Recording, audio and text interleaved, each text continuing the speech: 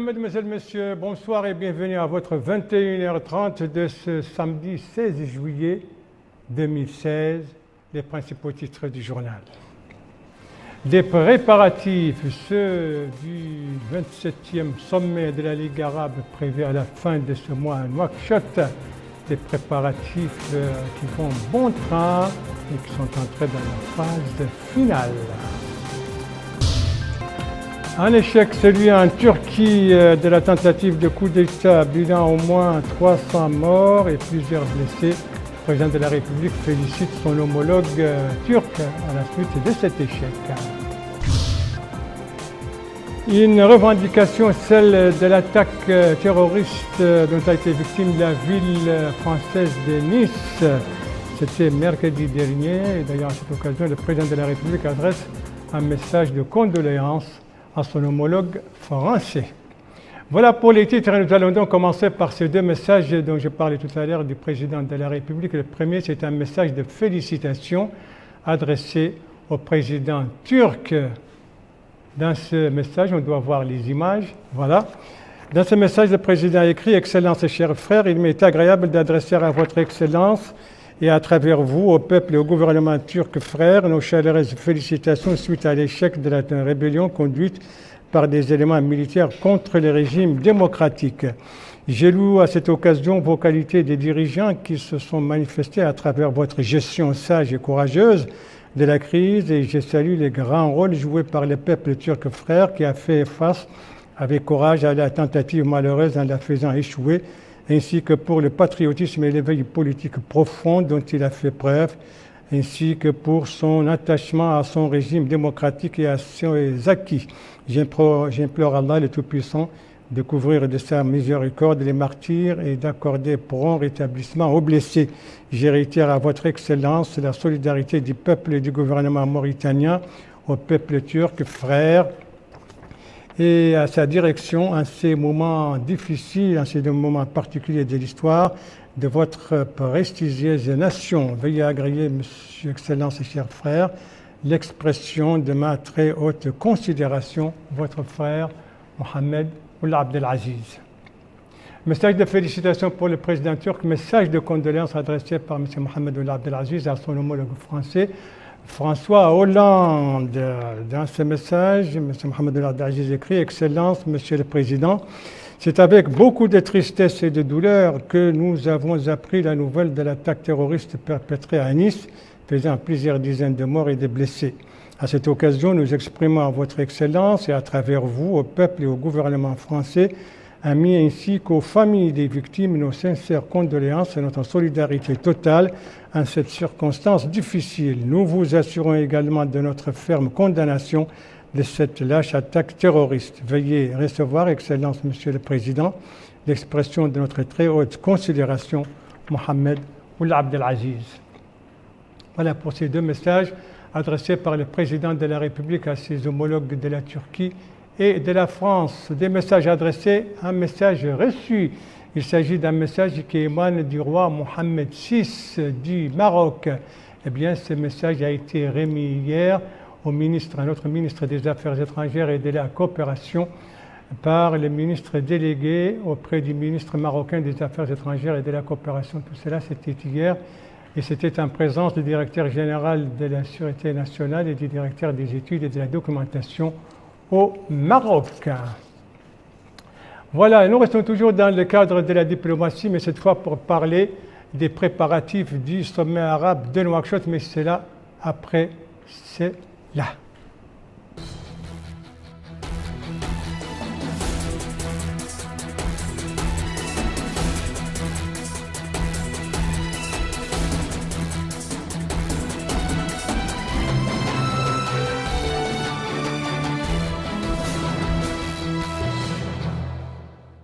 Voilà, eh bien, le compte à rebours a commencé pour le 27e sommet de la Ligue arabe prévu à la fin de ce mois à Nouakchott, jour J-9, et les préparatifs vont bon train. On met les dernières touches, les dernières mains, comme on dit. En tout cas, les organisateurs n'ont rien épargné. Ils ont mis les petits plats dans les grands, comme on dit, pour justement garantir tout le succès à ce sommet de Nouakchott. Précision sur ces préparatifs avec Aminata Khan. À tout seigneur, tout honneur, un adage qui trouve son sens quand on se promène aujourd'hui dans la capitale Nouakchott qui s'apprête à accueillir dans quelques jours le 27e sommet de la Ligue arabe. Nouakchott enfile à cet effet un nouveau boubou. Tous les citoyens se mobilisent pour la réussite de cet événement d'envergure. Les routes ont été recouvertes de goudron en béton armé, des trottoirs embellis, les lampadaires solaires exhibés, tout est fin prêt pour la tenue du sommet. Les travailleurs au niveau du palais des conférences, qui sera le cœur des travaux, abattent un travail dur, mais la citoyenneté et le civisme motivent ces travailleurs à mettre les bouchées doubles pour donner à Nouakchott l'image et la place qui lui sied. Les ouvriers que nous avons rencontrés ont exprimé que les travaux seront achevés dans les délais impartis. Ils ont en outre indiqué toute leur fierté car, diront-ils, nous avons apporté notre contribution à la réussite du sommet de Nouakchott. Nous sommes des Mauritaniens, alors on est en train d'embellir notre pays pour l'arrivée encore des autres qui vont être là. Et nous sommes en termes de finition, alors nous demandons à tout le monde de veiller encore pour la propriété de la ville, afin que notre pays soit un pays avec un accueil très chaleureux, et voir que nous sommes en voie de développement et que notre pays s'avance de plus encore. Alors dans ces conditions, on a fait les bordures, on a fait les signalisations horizontales qui est en terme de se terminer. La tenue du sommet à Nouakchott traduit tous les crédits dont jouit notre pays dans la sous-région et à l'international. Voilà donc pour les préparatifs au niveau de Nouakchott et la chaîne El Mauritanien vous a habitué depuis certains jours donc à l'occasion de ce 27e sommet de présenter chaque soir dans les journaux l'un des pays membres de la Ligue arabe. Et bien ce soir c'est au tour de la République arabe d'Égypte. Présentation de ce pays avec Bokar Baylaba. État de l'Afrique du Nord-Est, baigné au nord par la mer Méditerranée, à l'est par la mer Rouge, l'Égypte est limitée au nord-est par Israël, au sud par le Soudan et à l'ouest par la Libye. Superficie du pays, 1 million de km². S'agissant des données démographiques, la population du pays est estimée à 90 200 000 habitants, avec Caire comme capitale. La quasi-totalité de cette population se concentre dans la vallée du Nil, qui représente moins de 5% de la superficie du pays, dont le reste est formé de déserts parsemés d'oasis.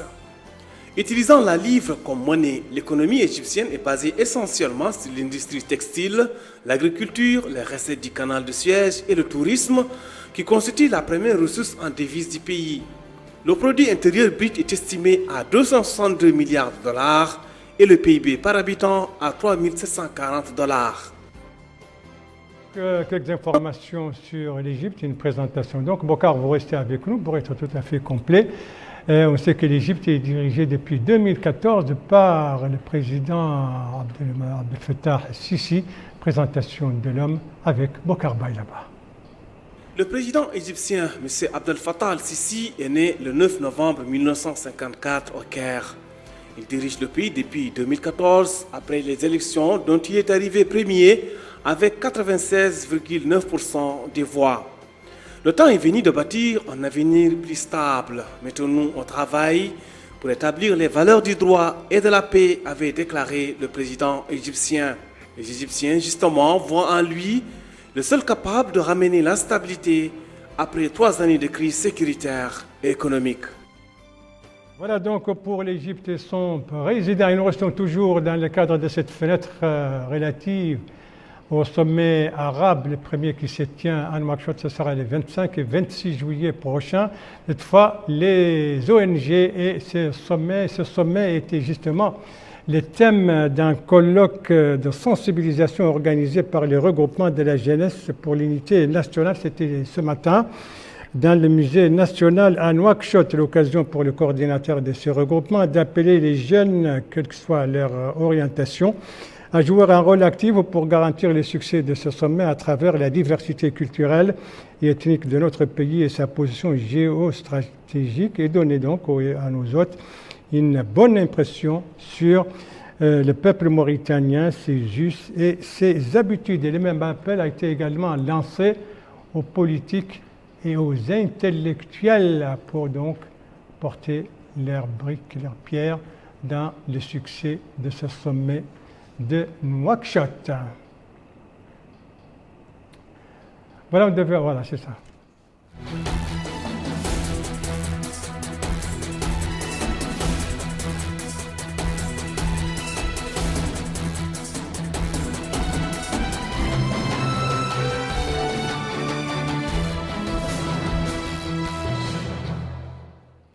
Voilà le sommet donc arabe, le 27e qui se tient à la fin de ce mois à Nouakchott, qui va coïncider certainement avec l'hivernage. En tout cas, les pluies continuent de tomber. On a enregistré certaines pluies ces dernières 24 heures dans certaines de nos wilayas de l'intérieur, à savoir les deux Audes et la Saba. Les hauteurs des pluies, eh bien les voici.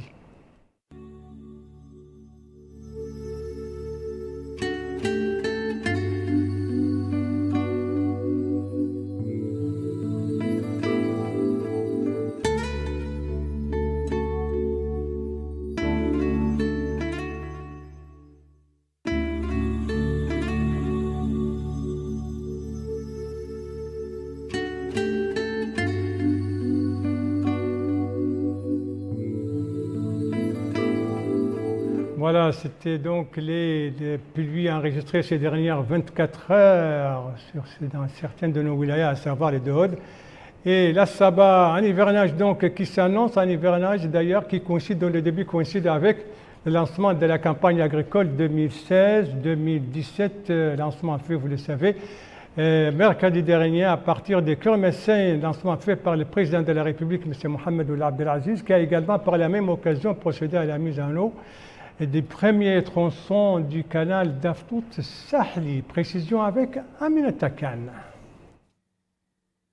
Long de 17 km, le premier tronçon du canal Aftout Saheli est en plein aménagement pour la campagne agricole 2016-2017. Les travaux en cours vont permettre le désenclavement des zones de production pour faciliter la fluidité des eaux et des paysans entre les périmètres. Elles sont assurées par l'ASNAT. Le projet, dans sa nature de travaux, ces travaux sont subdivisés en deux types. Le premier tronçon, c'est le tronçon d'un Ndjadjar qui consiste à la réalisation d'un focardage et d'un curage, un approfondissement et un endiguement. Les travaux sont confiés à l'entreprise SNAT et la DTP de l'armée nationale. Actuellement, les travaux presque achevés. On commence actuellement à faire les mises en eau et les essais de rodage des canaux.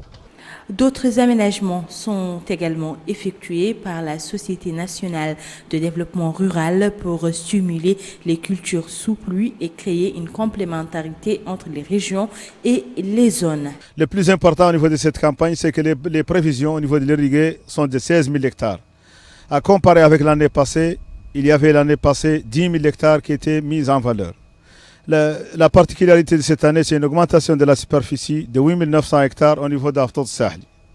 Les dispositions qui sont prises pour cette campagne, c'est des dispositions qui sont spécifiques à cette campagne, c'est-à-dire qu'il y a au niveau de la structure d'encadrement des programmes de quinzaine qui seront suivis au niveau de toutes les superficies. L'État attache beaucoup d'intérêt au canal d'Aftout Saheli pour la réalisation des objectifs escomptés dans le secteur de l'agriculture afin de réduire la pauvreté et créer des emplois. Des emplois particulièrement pour la jeunesse, cette jeunesse qui a organisé aujourd'hui, qui a lancé aujourd'hui une campagne de sensibilisation organisée par l'association des jeunes de Mauritanie. Donc c'était coup d'envoi aujourd'hui à Nouakchott, on doit voir les images certainement. Sensibiliser les jeunes sur les dangers que représentent pour eux l'immigration clandestine et l'extrémisme. Voilà le thème de ces activités. Des activités déclinées sous forme de spectacles saisissants autour de la problématique de l'immigration clandestine et de l'extrémisme. Les risques suicidaires de ce phénomène qui défraient la chronique ont été brossés à grands traits à travers la pièce théâtrale considérée comme le plat de résistance du programme de la soirée. Après la scénarisation, place aux allocutions pour souligner la nécessité d'endiguer ces phénomènes qui hypothèquent l'avenir des jeunes du Sahel. Comme vous le savez, l'immigration et le terrorisme sont devenus des fléaux mondiaux. Vous conviendrez avec moi qu'aucun pays au monde n'est à l'abri du terrorisme et de l'immigration, malgré les efforts consentis ça et là, n'ont eu aucune raison sur cette équation. Donc nous devons orienter nos actions vers une sensibilisation profonde de ce mal. Nous devons agir ensemble et de fédérer nos actions, aller très vite, oui, aller très vite.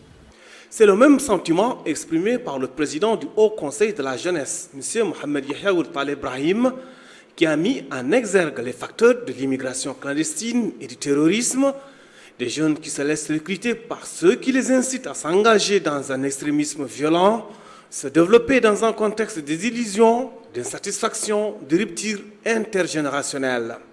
Et les pistes ne manquent pas pour sortir les jeunes de ce phénomène. Il y a l'employabilité des jeunes diplômés, des jeunes ruraux, l'entrepreneuriat des jeunes, le rôle et la place des jeunes dans le développement économique, social et culturel. Notre credo au G5 Sahel, qui est aussi celui des ministres en charge de la jeunesse des pays membres du G5, est que tout ce que nous faisons pour les jeunes soit fait avec les jeunes.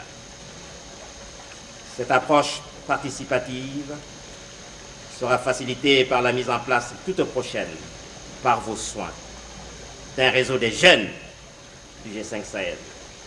L'étape fondamentale dans la lutte contre la radicalisation des jeunes est de travailler avec les familles et de les soutenir dans leurs efforts pour éduquer les enfants et les jeunes aux valeurs du dialogue et du respect des autres. Voilà, c'était un reportage donc de Bokar Bayleba sur le lancement de cette campagne de sensibilisation sur la lutte contre l'immigration clandestine et le terrorisme, organisée par l'Association des jeunes pour la culture et les arts en collaboration avec donc les G5 Sahel et sous la supervision du Haut Conseil de la jeunesse. Coup d'envoi de cette campagne aujourd'hui à Nouakchott durait environ 2 semaines, ce sera jusqu'au 30 juillet prochain. Je vous propose maintenant un tour du côté de notre capitale économique, avec là-bas cette manifestation organisée par les natifs de la ville de Nouadhibou, autrement dit l'amicale des natifs de Nouadhibou. C'était hier soir au centre Ma'arif pour tous. Le thème de cette première session donc de cette amicale, c'est pour un développement durable de la ville de Nouadhibou. L'occasion pour le président de cette amicale de parler des objectifs mais aussi des projets de son organisation qui visent une participation donc active au développement de la ville de Nouadhibou, mais également au développement de la wilaya de Dakhlit Nouadhibou. Merci de suivre les JTF de Mauritania. J'ai commencé ce journal par un message de félicitations adressé par le président de la République au président turc. Un message de félicitations à l'occasion de la mise en échec de la tentative de coup d'État en Turquie. C'était hier soir, précisément particulièrement à Istanbul et à Ankara, une tentative qui a fait un bilan, qui a eu pour bilan plus de 300 morts et de nombreux blessés ainsi que de nombreuses arrestations. Alors, sur cette opération, sur son échec, des précisions avec Mohamed Dougueï.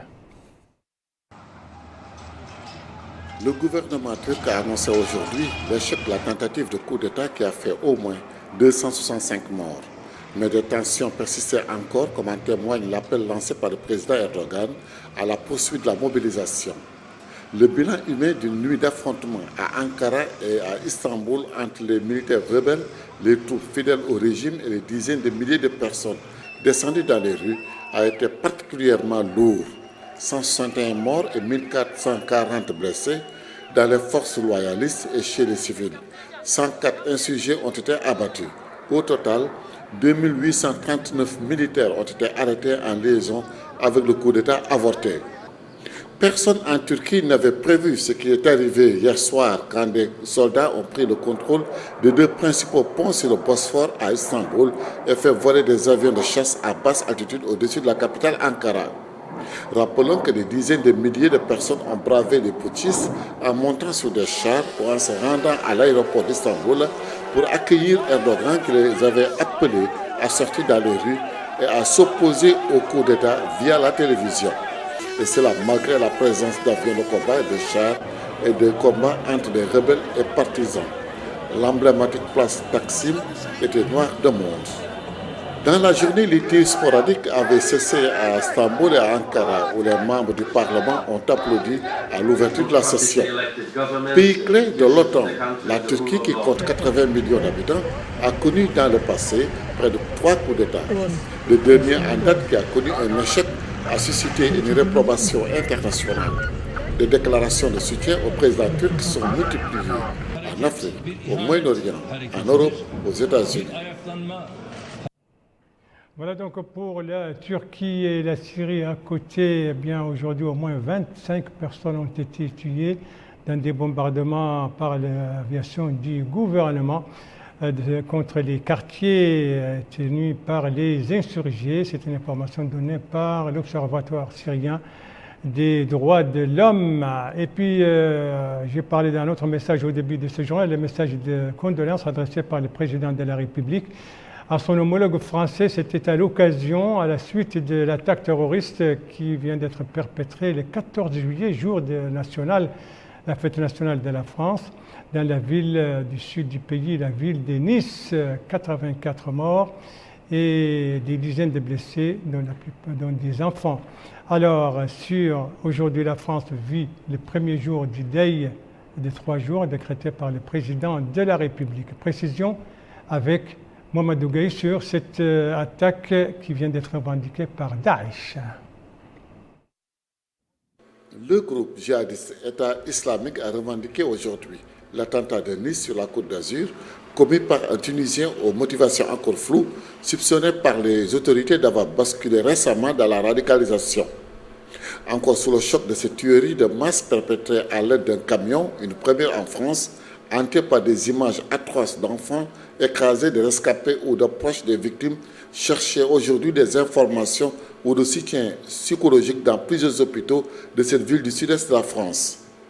84 personnes, dont 10 enfants et adolescents, ont été tués sur la célèbre promenade des Anglais de Nice à l'issue du feu d'artifice de la fête nationale du 14 juillet par le camion conduit par Mohamed Lawadji Boulhel, 31 ans. 26 personnes restées en réanimation, dont 5 enfants. 16 corps n'étaient toujours pas identifiés. L'assaillant que la revendication a présenté comme un soldat de l'État islamique semble jusque-là avoir davantage un profil de déséquilibré, inconnu des services de renseignement et sans lien avéré avec l'islamisme radical. Les auditions de 4 personnes de l'entourage du tueur et de son ex-épouse sembleraient aller dans le sens d'un basculement récent vers l'islam radical. Mais l'État islamique n'est pas à ce stade mentionné.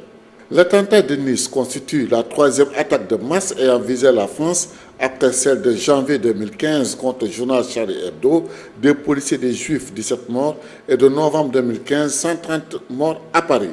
Au moins 17 étrangers ont trouvé la mort dans l'attaque, dont 3 Allemands, 2 Américains, 3 Tunisiens et 3 Algériens. Une minute de silence sera observée le lundi en hommage aux victimes. Le président français a annoncé la prolongation pour 3 mois supplémentaires de l'état d'urgence. Voilà le président français qui a décrété également 3 jours de deuil national. Le premier jour, c'était aujourd'hui. Voilà, ce journal est à présent terminé. Merci à vous, madame, mademoiselle, monsieur, de l'avoir suivi. Merci bien entendu aux équipes rédactionnelles et techniques qui ont participé à sa conception. Et je vous en rappelle les principales informations. Nouakchott s'apprête à accueillir le 27e sommet de la Ligue arabe.